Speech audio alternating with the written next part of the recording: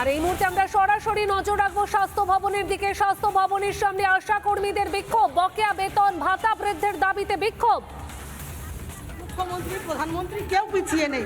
কত দান খয়রাতি ক্লাবকে মানে কত বড় বড় ঘোষণা করছেন উৎসব করার জন্য, আনন্দ করার জন্য। একদিকে আশা কর্মীদের ঘরে অন্ধকার আর উৎসবের জন্য কোটি কোটি টাকা বরাদ্দ চলছে। আমরা মনে করি এই কর্মীদের ন্যূনতম বেঁচে থাকার মতন ভাতা, সরকারি স্বীকৃতি, রাজ্য সরকার কর্তৃক 15,000 টাকা ভাতা দিতে হবে। না হলে আমাদের এই কর্মবিরতি চলবে, ধর্ণা চলবে, লাগাতার আন্দোলন চলবে।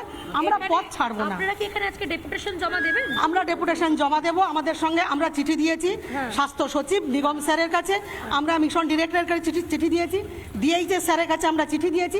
ওনারা বলেছেন আমাদের সঙ্গে আলোচনায় বসবেন। এই আশ্বাসে আমরা আজকে এখানে এসেছি। আলোচনা যদি ফলপ্রসূ না হয় তাহলে বাধ্য হয়ে আমাদের কিন্তু এই আন্দোলনে থাকতে হবে। তাতে যা মাসুল দিতে হয় কর্মীরা সেই মাসুল দিতে প্রস্তুত আছে। আমার নাম ইসমতারা খাতুন, রাজ্য সম্পাদিকা, পশ্চিমবঙ্গ আশাকর্মী ইউনিয়ন। একেবারে আমরা কথা বললাম, তুমি শুনতেই পেলে পায়েল। এই মুহূর্তে রাজ্য সম্পাদিকা, আশাকর্মী ইউনিয়নের রাজ্য সম্পাদিকা ইসমতারা খাতুন, তিনি যেমনটা বললেন একাধিক দাবি রয়েছে। আশাকর্মীদের কি দাবি রয়েছে? ন্যূনতম ভাতা তাদের প্রদান করতে হবে, সমস্ত বকেয়া মিটিয়ে দিতে হবে এবং তাদের সরকারি ঘোষিত সমস্ত ছুটি তাদেরকে দিতে হবে। এই দাবিতে আজকে স্বাস্থ্য ভবন অভিযান আশা কর্মীদের বিগত 15 দিন ধরে তারা কিন্তু কর্মবিরতি করছেন। আজকে 16 দিনে তাদের কর্মবিরতি পা দিয়েছে এবং সেই কর্মবিরতি এবং এই মুহূর্তে আমি সেই ছবি একবার দেখানোর জন্য বলবো আমার ভিডিও জার্নালিস্ট শম্ভুনাথ পাল সেই ছবি দেখাবে।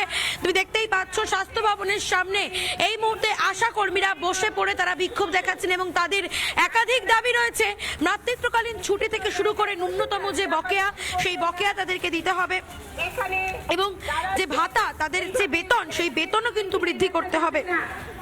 দিনের পর দিন আশা কর্মীদের এই বঞ্চনা সেটা কিন্তু তারা সহ্য করবেন না। আজকে জেলা জেলা থেকে তারা ছুটে এসেছেন। এই মুহূর্তে সেই ছবি দেখানোর চেষ্টা করছে। তুমি দেখতে পাচ্ছ হাজার হাজার আশা কর্মী তারা এই মুহূর্তে স্বাস্থ্য ভবনের সামনে বসে বিক্ষোভ দেখাচ্ছেন।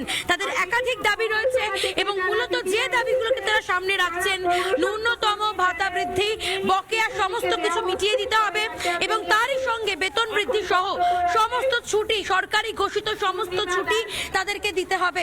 এই মূলত দাবিগুলোকে নিয়ে আজকে তারা স্বাস্থ্য সচিবের সঙ্গে তারা বৈঠক করবেন, তারা ডেপুটেশন জমা দেবেন স্বাস্থ্য ভবনে এবং যদি আলোচনা ফলপ্রসূ না হয় সেক্ষেত্রে তারা কিন্তু আগামী দিনে রাস্তাতে বসেই আন্দোলন করবে, এটা কিন্তু স্পষ্ট করে জানিয়ে দিয়েছেন।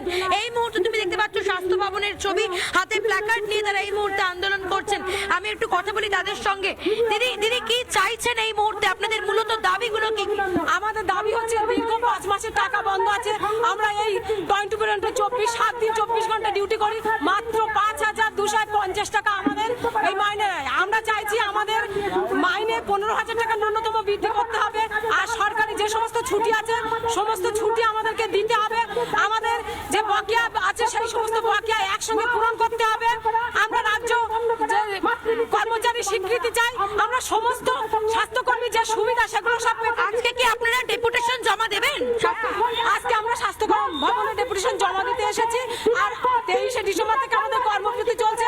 আমাদের এই সমস্ত দাবি যদি পূরণ না হয় আমরা অনির্দিষ্টকালের জন্য আমাদের ধর্মঘট চালিয়ে যাব। অনির্দিষ্টকালের জন্য ধর্মঘট। দিদি কি বলবেন, কি চাইছেন এই মুহূর্তে?